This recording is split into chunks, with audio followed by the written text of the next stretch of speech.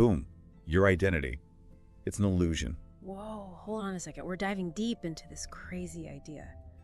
Using Kafka's The Metamorphosis as our guide. Okay, so imagine waking up as a giant insect. Yeah. Talk about freaking out. Right. That's Gregor Samsa's reality in the Metamorphosis. Hmm. But here's the thing. Even though his body is completely different, his mind, still totally human, still remembers his family, his job, everything. It really makes you think, doesn't it? Like, what really makes us us? Is it our body or something deeper? This is where the idea of identity as an illusion comes in. Right. Yeah. Kafka, along with some other really interesting thinkers like Sartre and Camus, challenged this idea that we have this fixed and unchanging self. Yeah. Like who you are today might be totally different from who you were 5 years ago. Yeah. Or who you'll be 5 years from now. Absolutely, yeah. And think about it. You've probably changed your style, your job, maybe even some of your beliefs over time. Right. All these experiences shape who you are. Absolutely, yeah. And it's not just about personal changes. It's also about how other people see us, how they treat us. It can really impact how we view ourselves. Oh, for sure, yeah. You know, it's like when you get a promotion at work, Yeah. suddenly people treat you differently even though you're the same person. Totally. That's such a good example, yeah. It's crazy. It shows how much our identities are influenced by how others perceive us. But here's the big question. Is it all just a facade? Ooh, good question. Well, that's what we're here to explore. Is there anything actually stable about who we are? Yeah, that's the question. Kafka nails this in The Metamorphosis. When Gregor turns into a bug, everyone has to confront their own ideas about him, and even themselves. His family, for example, goes from caring to totally disgusted. Yeah, it was so messed up. It really shows how shallow their love was. They only cared about Gregor because he provided for them, not for who he truly was as a person. Kafka was a master at showing the dark side of human nature, like how quickly we reject anyone who's different. It makes you wonder, do we ever really see each other for who we truly are? That's a deep one. You know, I think we often see people how we want to see them, not as they actually are. It's like we put them in these little boxes in our minds. Oh, totally. And that's where things can get tricky. When someone steps outside those boxes, does something unexpected, we don't know how to handle it. Right. So back to Kafka. Is he saying there is no such thing as a self at all? Well, he doesn't give us those easy answers. He was more about making us question, making us think for ourselves. And that's what's so brilliant about his work. He doesn't preach, he provokes. He pushes us to confront this uncomfortable truth, that maybe this solid sense of self we all cling to is an illusion. It's uncomfortable, but kind of freeing too, you know? Okay, but if there's no stable self, who are we? Is it all just chaos? Not necessarily. I mean, Kafka was writing in this time of huge change and uncertainty. The world was shifting and people were questioning everything. Kind of like today, huh? Exactly.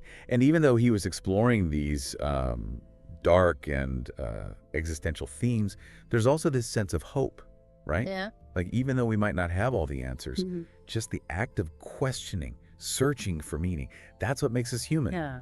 And maybe that's the point. Maybe it's not about finding a fixed identity, but about embracing the journey, the constant evolution of who we are. I love that. It's like we're all these works in progress, always changing, growing, becoming something new. Right.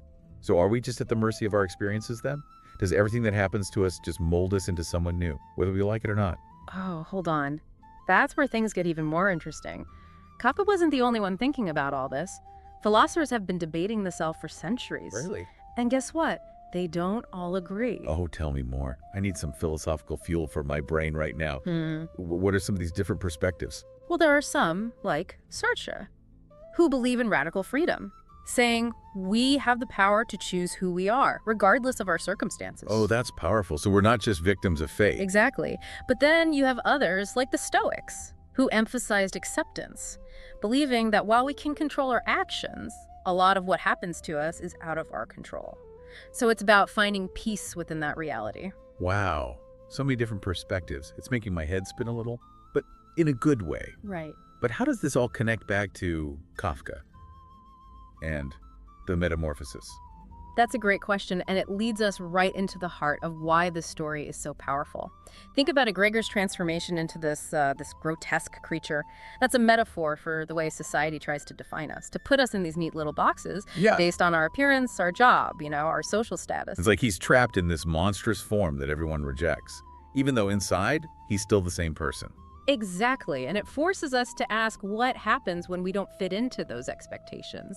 When we challenge those definitions, do we become monsters in the eyes of others? It's a pretty unsettling thought, but I think it's something we all struggle with, like on some level. The pressure to conform, the pressure to fit in. Absolutely, and Kafka takes this to the extreme to make us confront that discomfort. We all have these Gregor moments, where we feel like we're not really being seen for who we truly are. Totally. It's like that feeling you get when you walk into a room and you're not sure which version of yourself people expect to see. And that's where this whole idea of the illusion of identity becomes so relevant. If we're constantly trying to present a certain image to the world, are we ever truly being ourselves? So is it all just a performance? Are we all just actors on the stage of life? Well, it's not that simple. I mean, there's a difference between being aware of those social expectations and completely losing yourself in those roles. So it's about finding that balance between being true to yourself while also navigating the complexities of how we interact with each other. Precisely. It's like a dance between our inner world and that outer world. And it's a dance we're all constantly learning. Okay, but how do we get better at this dance? How can we become more aware of those times when we're letting those external forces dictate our identity? Well, one way is to just pay attention to those moments when you feel this disconnect between who you are on the inside and how you're presenting yourself, out in the world. So like those times when you feel like you're putting on a mask. Exactly. Or when you find yourself saying things you don't really believe just to please other people. That's so relatable. I think we've all been there. Oh, yeah, definitely. And another way to become more aware is to just cultivate self-reflection, Take some time each day to just sit with yourself, check in with your thoughts and feelings, and just ask yourself, who am I, really? What do I value? What brings me joy? That's such good advice. It's so easy to get caught up in the hustle and bustle of life and forget to take that time for ourselves. It is, but it's so essential because if we don't take that time to understand ourselves, we're more likely to let other people define us. And that's where things can get really messy. Because if our identity is based on external validation, it's always going to be fragile, always at the mercy of other people's opinions. Exactly. And that's why Kafka's work is so timeless. It speaks to this fundamental human struggle to define ourselves in a world that's constantly trying to define us. So what's the takeaway here? Is Kafka suggesting we should all just reject social norms and become hermits? Not necessarily. It's not about withdrawing from the world. It's about engaging with it in a more conscious way, It's about recognizing that our identities are fluid, that we're constantly evolving, and that's okay. So it's about embracing that uncertainty, the complexity of being human. Exactly, and maybe that's the key to finding true freedom, the freedom to be who we are, even if it doesn't fit into those neat little boxes that everyone expects us to fit in. This is making me think about how social media plays into all this. We're constantly bombarded with images of perfect lives and perfect bodies, perfect identities, right? It's so easy to get caught up in this comparison game. Oh, absolutely. And that's where the illusion of identity can become really dangerous because we start comparing ourselves to these curated versions of reality, and then we end up feeling inadequate. So how do we navigate this digital world without losing ourselves in the process? Well, I think it's about just being mindful of how social media makes you feel. If it's making you feel anxious or envious or insecure, it might be time to just take a step back. Or maybe curate your feed a little bit more, to include more voices that are celebrating authenticity and diversity. That's a great idea. It's about surrounding yourself with messages that support your journey of self-discovery, This is so eye-opening. It's like we've been conditioned to believe that there's just one right way to be. And anything outside of that is wrong or weird. Right. But the truth is, there's no one-size-fits-all approach to identity. It's a personal journey. And we all have to find our own way. And that's the beauty of it, right? We're all unique individuals with our own stories to tell. Exactly. And maybe that's the most important takeaway from this whole deep dive. Yeah. To celebrate that individuality, to embrace that fluidity of identity, and to remember that we're all works in progress, constantly evolving and becoming. So powerful, yeah. But before we get too deep into this existential abyss, let's bring it back to Kafka and the Metamorphosis. You mentioned earlier that he uses a lot of symbolism in his writing. Oh, yeah. What are some of the key symbols we should be paying attention to? Okay, so we're talking symbols in the Metamorphosis. Hit me with some of the big ones. Well, in insect itself, huge symbol. It represents, like, everything that society finds repulsive, unacceptable. It's like Gregor becomes this embodiment of everything we fear and reject. So it's not just literally turning into a bug. It's about him becoming this outcast, someone who no longer fits in. Exactly. And then there's his tiny room, you know, where he's confined after the transformation. Right.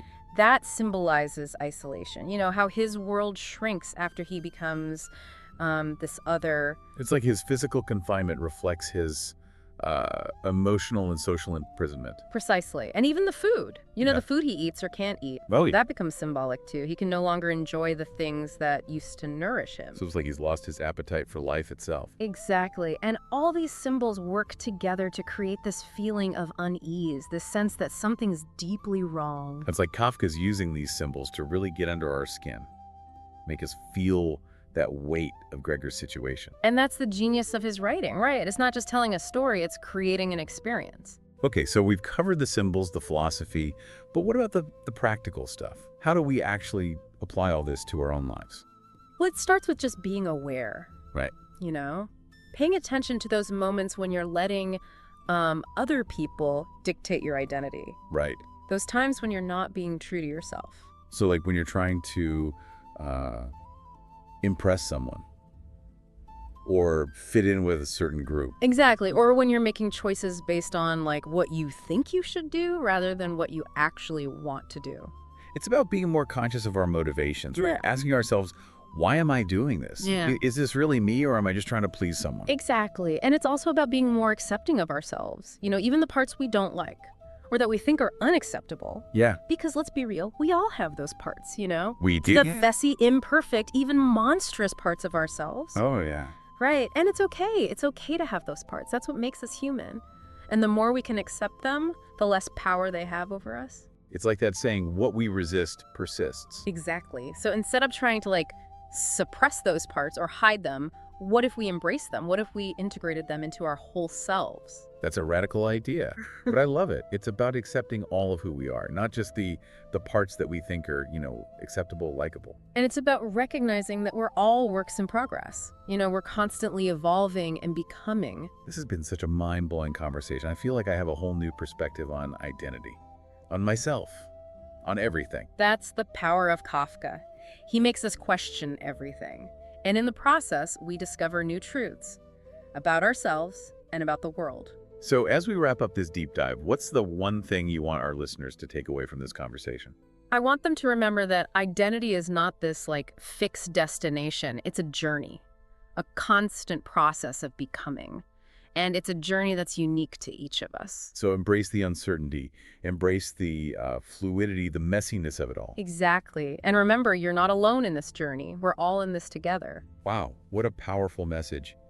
Thank you so much for this deep dive into Kafka and this whole idea of identity as an illusion. It's been my pleasure. And to all our listeners out there, keep questioning, keep exploring, and keep embracing this beautiful complexity of being human. Until next time.